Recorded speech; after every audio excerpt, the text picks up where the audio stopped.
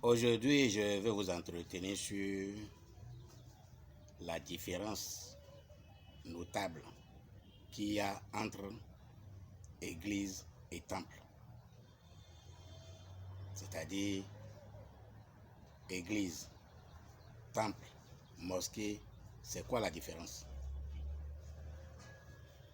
C'est sur ça que je vais mettre votre attention et je vais essayer de vous permettre de profiter au maximum que vous soyez à l'église de l'aspect qui va vous évoluer, qui va vous permettre d'avancer. Si vous êtes au temple, de l'aspect important dont vous devez vous préoccuper pour vous permettre pour profiter au maximum de ce que c'est que le fait d'être dans le temple. Est-ce que vous voyez un peu? C'est-à-dire l'aspect dans lequel vous allez, l'aspect qui vous avance plus si vous êtes au temple, l'aspect qui vous avance plus si vous êtes dans l'église, l'aspect qui vous avance plus si vous êtes dans la mosquée. Est-ce que vous voyez? C'est de ces aspects-là que je vais essayer d'aborder avec vous pour que chacun de vous comprenne en réalité pourquoi chaque chose est comme ça. La différence entre l'église et le temple, la différence est tellement grande que on ne perçoit pas. Mais je vais expliquer, vous allez comprendre. L'église est un lieu, une construction, une habitation, un espace, ça dépend, qui a été consacré par un humain selon l'égrégore sous lequel l'église là est. Ça veut dire que quoi?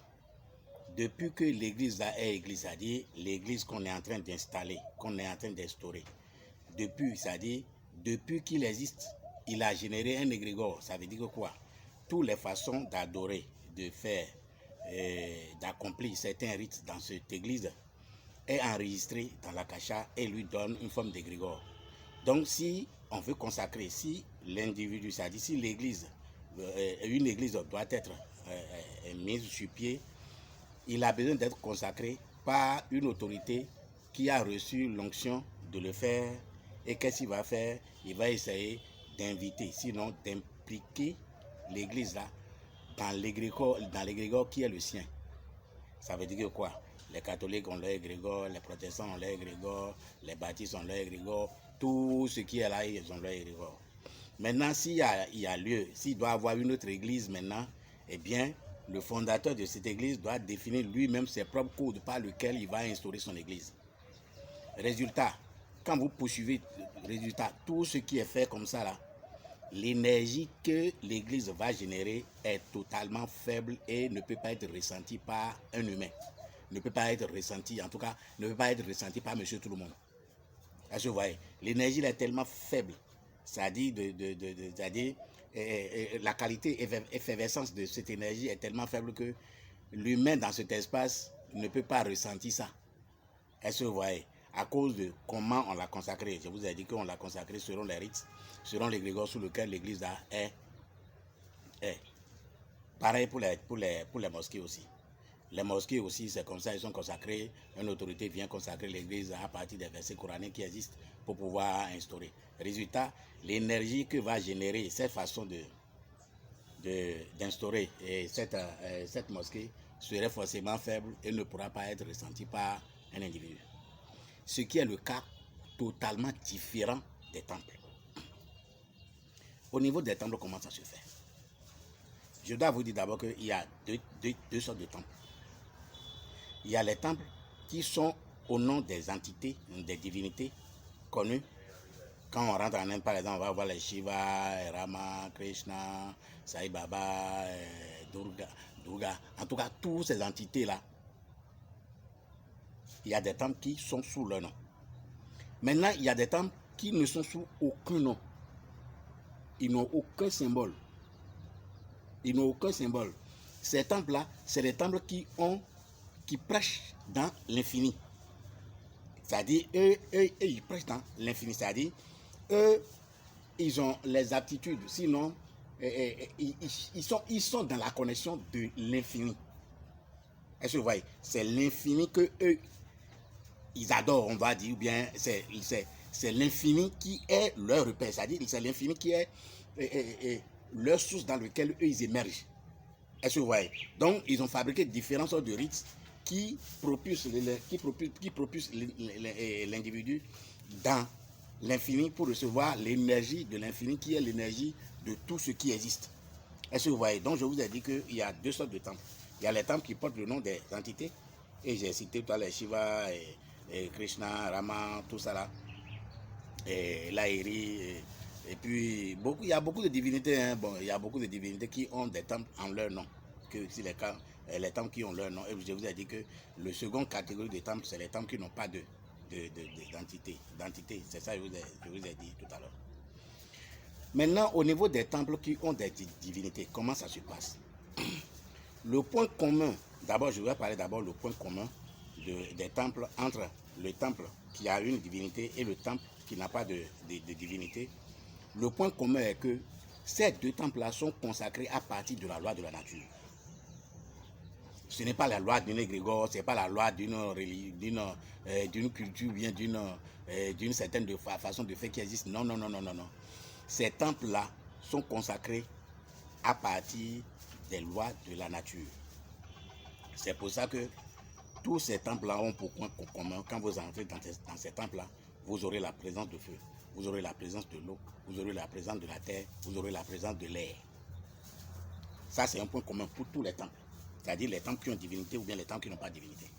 Maintenant, le second, ce qui différencie les temples à divinité et les temples de non-divinité est quoi?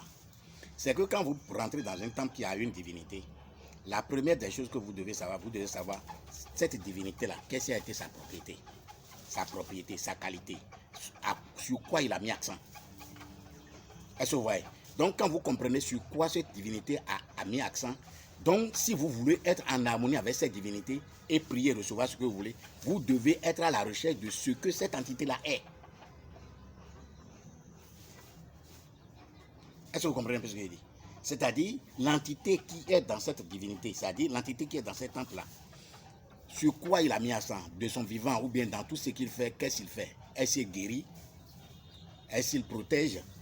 Est-ce qu'il donne prospérité? Est-ce qu'il donne l'abondance? Qu'est-ce qu'il fait? Est-ce qu'il illumine? Voilà. Est-ce qu'il illumine?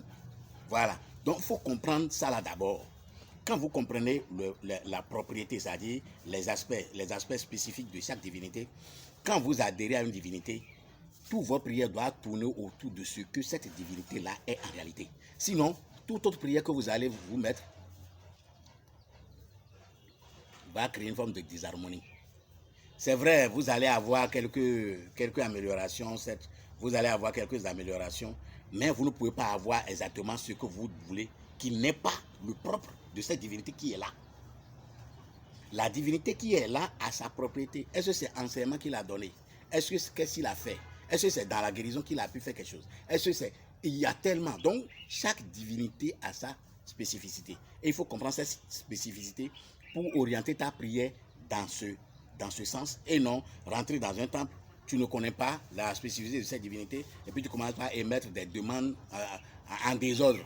Tu vas créer en toi-même une forme de désharmonie qui ne va pas t'arranger. Ça ne peut même pas t'arranger. Ça ne peut pas t'arranger. Ça va créer une forme de désharmonie. Tu vas avoir quelques brèves de satisfaction pour un temps et après c'est compliqué. Et puis c'est des choses comme ça parce que tu n'es pas en harmonie avec ce que tu pries. Ça, il faut comprendre ça d'abord. Maintenant, qu'est-ce qu'il y a de différent entre les temples et l'église? Deuxième partie. La première partie, je vous ai dit, c'est la manière dont ils sont consacrés. J'ai dit que les temples sont consacrés avec les lois de la nature, alors que les églises, les mosquées sont consacrés avec des connaissances, en tout cas des rites par lesquels leur créateur a initié ceux qui auront l'autorité de consacrer ces lieux. Maintenant, qu'est-ce qui se passe dans l'église? Quand vous êtes dans l'église, qu'est-ce que vous pouvez profiter de l'église? Dans l'église, le seul point, le seul aspect qui est important pour vous, dans lequel vous pouvez trouver votre bénédiction, vous pouvez trouver votre progrès, vous pouvez vous sentir bien, c'est pendant la période de chanson. Pendant la période de chanson, pendant qu'on chante là, eh bien, émergez-vous dans cette chanson, parce que toutes les entités aiment la chanson. Partout où on a donné chanson, toutes les entités aiment chanson. Donc quand vous versez dans cette chanson au sein de l'église, et puis vous vous laissez aller dans cette église et dans cette chanson, eh bien vous allez recevoir beaucoup de choses qui vont certainement améliorer votre situation.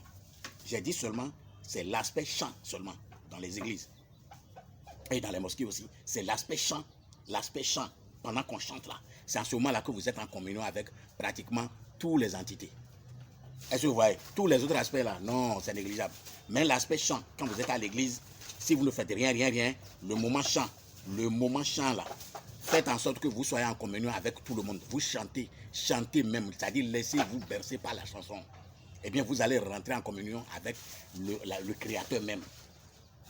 Est-ce que vous voyez? Est-ce que vous voyez un peu ce que je dis? Voilà, c'est au niveau de l'église et des mosquées, ça. C'est juste les côtés chant, production de son.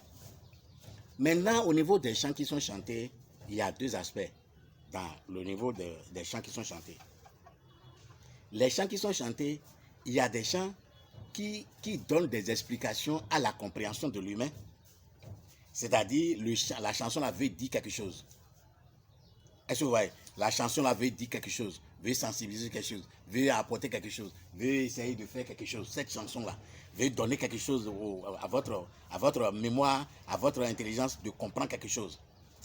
Et il y a deuxième chanson qui est des chansons qui ne donnent aucune explication. Il n'a aucune signification. Dans ces deux chants là, la chanson la plus pauvre, c'est la chanson qui vous donne à comprendre ce que vous voulez dire. La chanson qui interpelle votre intelligence, la chanson que vous chantez et puis ça veut dire quelque chose. Cette chanson-là est plus pauvre parce qu'il est pauvre. Pourquoi?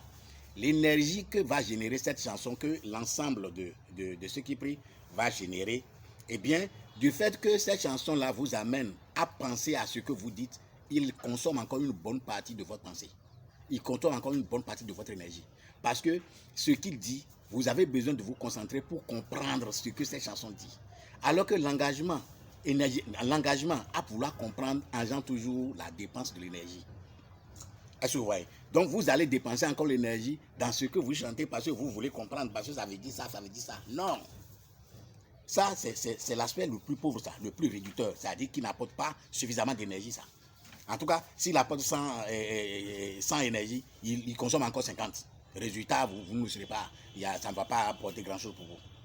Et il y a le second chanson qui ne veut rien dire. La chanson, la personne ne comprend rien.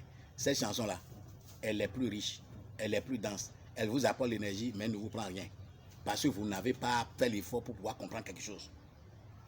Est-ce que vous voyez? Il faut comprendre ces deux aspects du chant. Quand vous rentrez dans l'église, les deux aspects du chant qui donnent des chansons significatives et des chansons insignificatives, vous devez comprendre qu'au niveau des chansons significatives, lui, il t'apporte l'énergie, mais il consomme encore le 50% de ce qu'il t'apporte du fait que tu dois te concentrer aussi pour comprendre tout ce que cette chanson veut dire. Alors que la chanson non incompréhensible, qui n'a pas de sens, lui, ne te demande rien. Donc, lui t'apporte juste l'énergie, mais il ne prend rien d'échange. Est-ce que vous voyez? Ça, c'est quand tu es à l'église, c'est l'aspect chant. Église, mosquée, quand vous êtes à l'église, mosquée, c'est l'aspect chant. Maintenant, si vous êtes au temple maintenant, quel est l'aspect le plus grand dans le temple?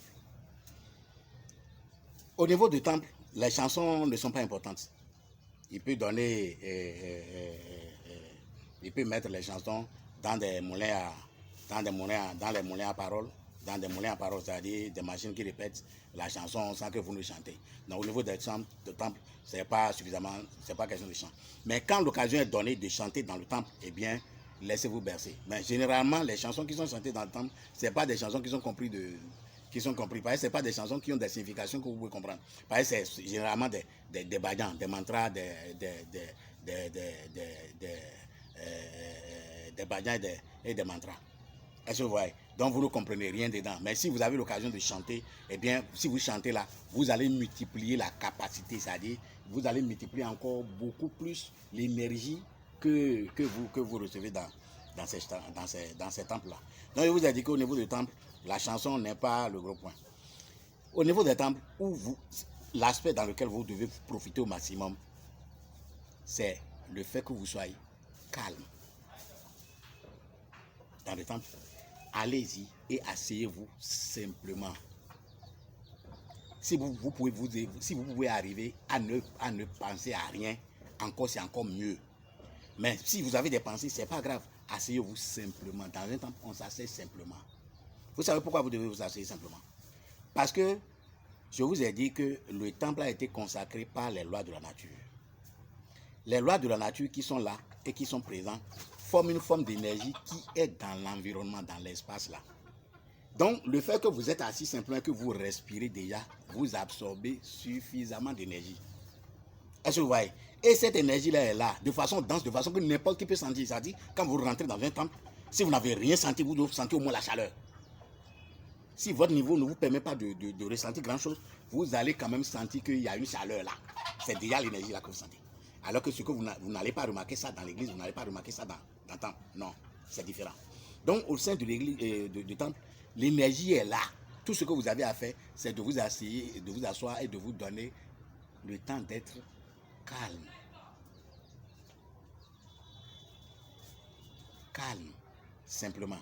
Et respirer normalement. Vous allez voir, vous allez vous recharger.